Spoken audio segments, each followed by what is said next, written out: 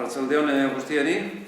Lehenengo da azken osoko bilkuraren zirriborroa ezagutzera emotea. El primer punto es dar cuenta de la aprobación del acta anterior de la sesión celebrada el día 26 de enero del año en curso. Bigarrena da alkateen dekreto batzuek ezagutzera emotea. El punto segundo es dar cuenta de resoluciones de alcaldía, decretos de alcaldía. Tenemos varias licencias para las que se conceden tarjetas de estacionamiento. Hay una licencia de un cierre de terrenos en el barrio de Ondategui. Hay una concesión de licencia de sala de fiestas. Hay la aprobación definitiva del presupuesto municipal del año en curso. Hay algunos decretos de facturas, licencia de obras, concesión de subvenciones. Hay dos, son dos de concesiones en directas. Una es referida a jubilados, educación, promoción y difusión del euskera, y otra para clases de euskera para adultos. Bueno, seguimos con varias de obras. Luego también hay una licencia de perros peligrosos, bajas de oficio del padrón. Luego hay también licencia de obras. Luego hay el contrato de póliza de seguro del vehículo de la Policía Municipal. Hay una modificación del contrato del Plan de Igualdad de Género. Sigamente, estos son de licencias de obras menores. Luego hay un reconocimiento para reparación de daños. Y luego hay una constitución de fianza también para residuos sólidos urbanos. Luego hay dos nombramientos de abogados y procuradores. Uno es para el tema de ASEVAL. Juntamente también hay otro decreto junto con este referido a ASEVAL, que solicitaban una medida cautelar, que era la suspensión del decreto de alcaldía en el que se adoptaba una serie de medidas contra las que interpone el recurso. Entonces, hay un decreto en el que se encarga a los propios abogados para que emitan el informe que la Sala de lo Contencioso requiere. Y el siguiente es con el señor Colovica Bilbao. Es un recurso especial, un recurso de revisión. Bueno, y esos son los de nombramientos de abogados. Luego también hay una adjudicación a la empresa Asfaltados Olarra para que son obras de asfaltado y reparación de baches. Luego hay una licencia para una trabajadora municipal. También hay la aprobación del plan de emergencia y autoprotección de lo que es del polideportivo del Jaro. Varias licencias de obras. Hay una ampliación de una autorización del plazo de licencia. Hay otra que se solicita prorrogar el pago de tasas. Luego hay una advertencia al señor Colovica Bilbao de que, con respecto a las dos obras que está haciendo, una que pedía la licencia de primera ocupación, la calle San Bartolomé número 5, que mientras no aporte la documentación que tiene que aportar, no se le puede conceder esa licencia de primera ocupación. Luego se adjudica a la empresa Impercaya un contrato para obras de reparación de goteras en el polideportivo del Jaro. Luego hay de ayuda a domicilio. Luego uno de central de contratación para material de oficina. Luego de policía municipal, tener en cuenta de que hay un nombramiento de funcionario en prácticas y hay otro nombramiento porque al tener que hacer prácticas tiene que estar en la Academia de Arkaute. Entonces hay que nombrar a otro funcionario interino para que mientras tanto, mientras esté en este curso de formación, le pueda sustituir. Que por cierto creo que los dos son guipuzcoanos, tanto el titular como... Y bueno, ha habido baja también de un funcionario de policía, un funcionario interino, porque también se ha ido ya a la academia y ha sido nombrado en prácticas en el Ayuntamiento de Bilbao. Luego, finalmente, hay otro decreto que es la propuesta que realiza el Servicio de Montes en relación con los trabajos a realizar en el monte de utilidad pública de Consejo Basa, con el cargo al Fondo de Mejora del 2021 y lo que es el decreto de la convocatoria de este pleno. Gero, dauzkagu hiru hobariak, después vienen 3 puntos que vienen referencia a distintas bonificaciones. Hirugarren puntuan da lanak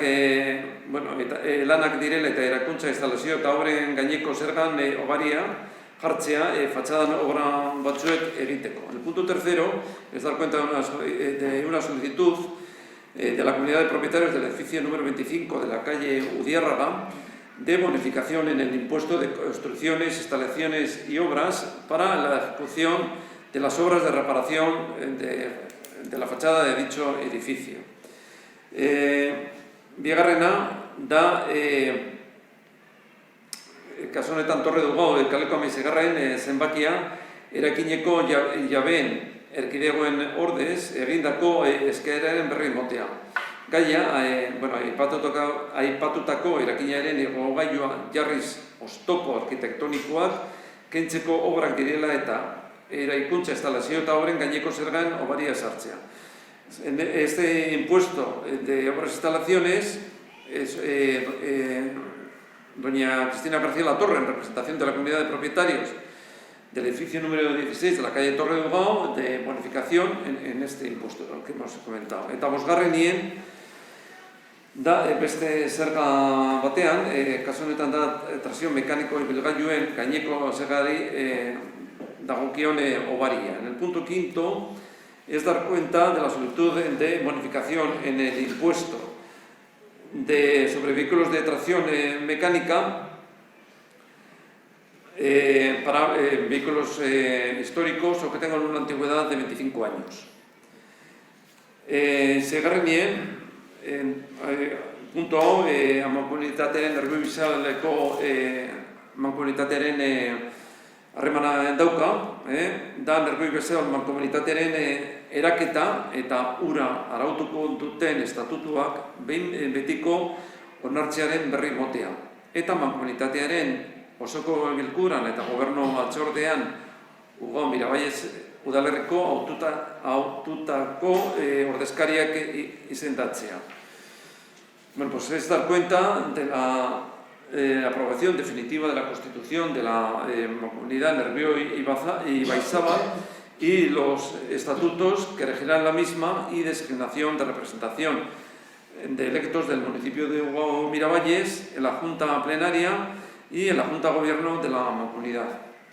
Bakarrik geratzen zait, zuen taldekoak, nori izango den titularra. Eta Xabi Ordezkaria. Ordezkaria, vale.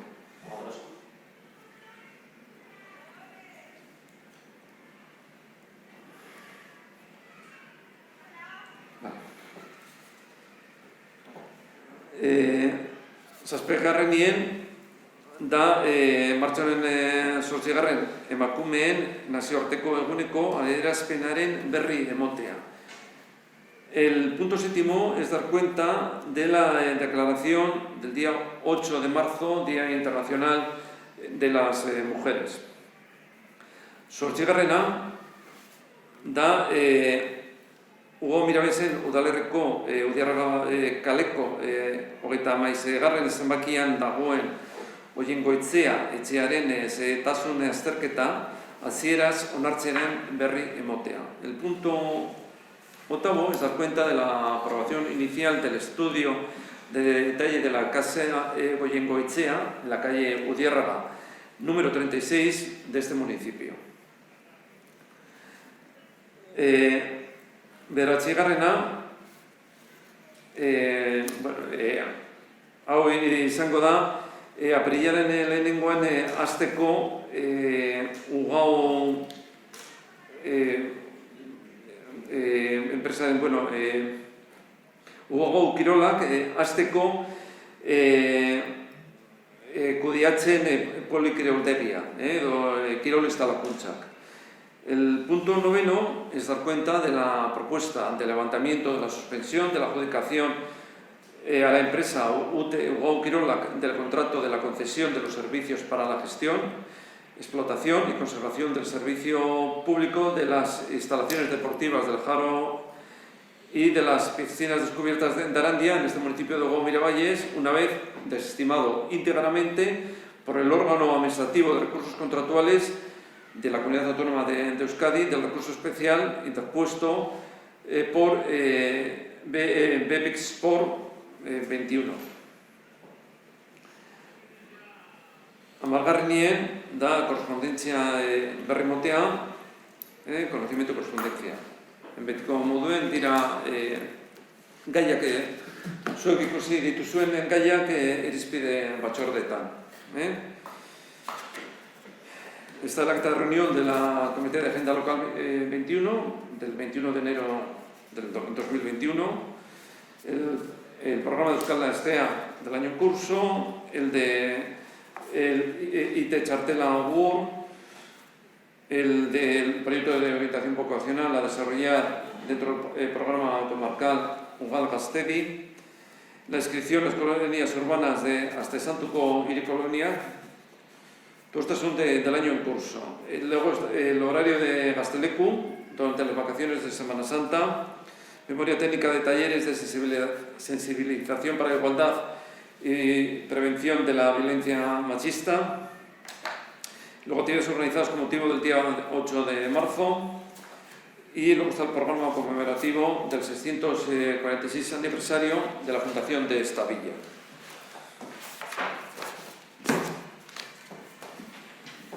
Amaikagarrena, erregu eta galderak.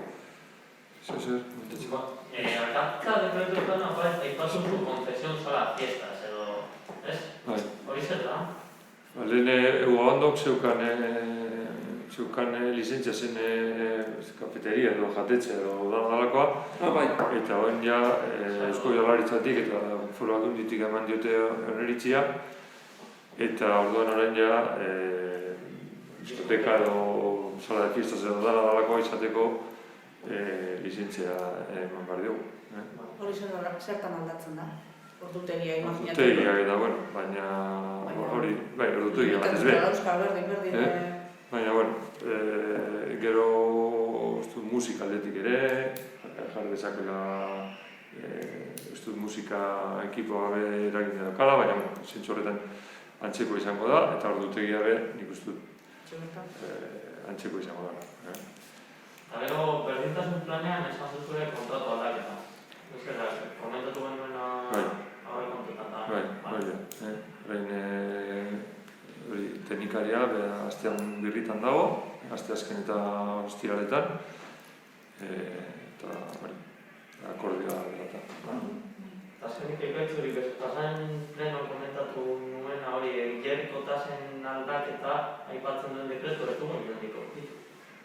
Zeran dekretoa? Jerko tasak euneko eunan ditu ziren, ikoiztu egin ziren. Hori izan genuen komentatu gunen egunen, batzordetik pasatu ziren. Aktan ez dago, zer ez? Batzordetan? Aktan ez dagoela. Eta non dago batzordeko akta? Baina zerako, hori batzordetan aipatu zen, edo esan nuen aurkitu. Batzordean ez dago aktarik, dago, zuek sinatzen duzuen dokumentu hori, baina hori ez da jartzen, ez da zehazten zeintzu diren aldaketa. Baina, web horrian finkatuta dago, boletinean beha agertu zen, eta batzordetik pasatu zen. Ez horre... Baina, dinen non aurkituko duzu, batzordetako... Batzordeko dokumentotan? Baina, batzordeko dokumentotan zu dauzkazu, batzordetako karpetara doazen dokumentoa zu dauzkazu? Puntuetan, ez, da. Baina, da puntua, baina gero... Algu badago batzordetako puntua.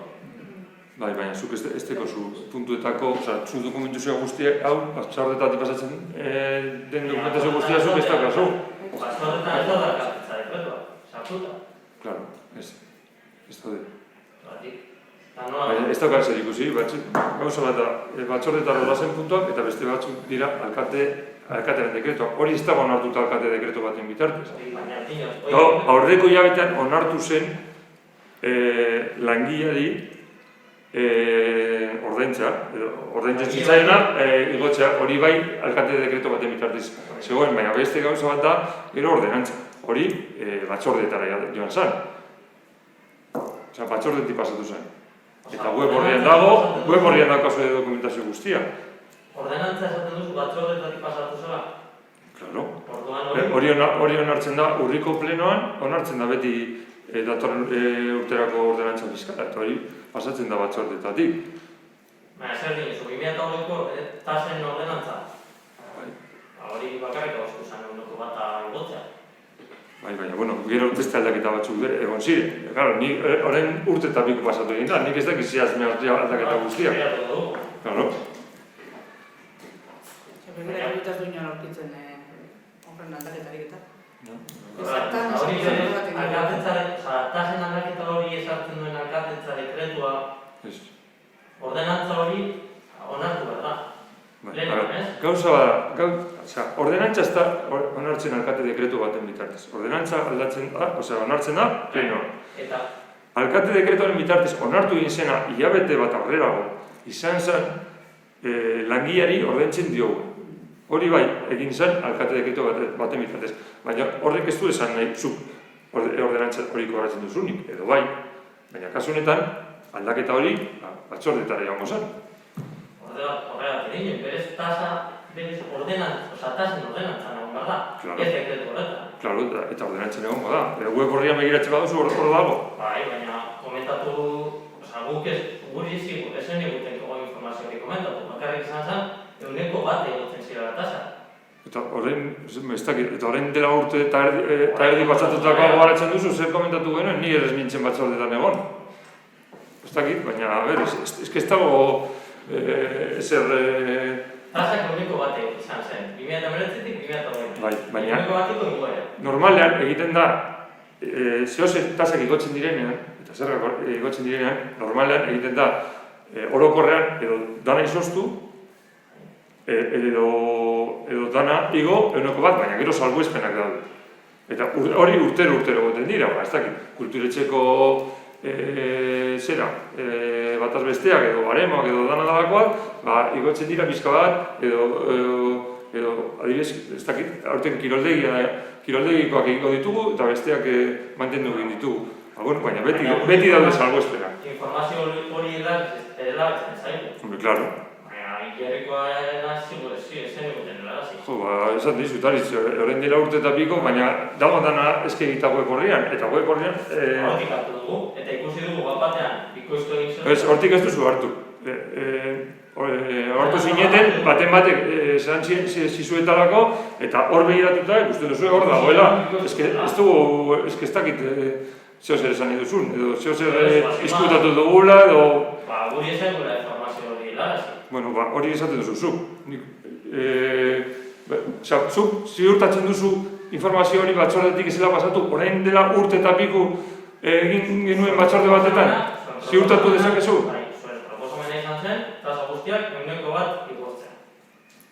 Nik ez dut uste horrela izango zen, baina ezin du ziurtatu orain dela urte eta erdi gertatutako gauza bat, gainera ez nintzela egon batzorde, baina vamos. Beti horde daude beti datu guztiak.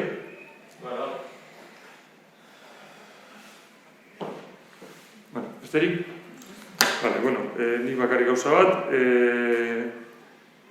Udalkutsako behin-betiko kitapena argitaratu egin da, eta behin-behinekoak esaten zuen, urrian argitaratakoak esaten zuen 186.000 euro eta piko itzuli beharko genituzkela, eta azkenengo behin-betiko kitapenak positiboa da guretzat, eta esaten du azkenean 2008ko kitapenaren inguran, bakarrik €153.985 itzuli beharko ditugu. Badakizu, printzipioz aurten ez ebez, eta horren erdia 2022an, eta beste erdia 2023an. Eta, iradetik, beste ibiz. Amaitu txetatzen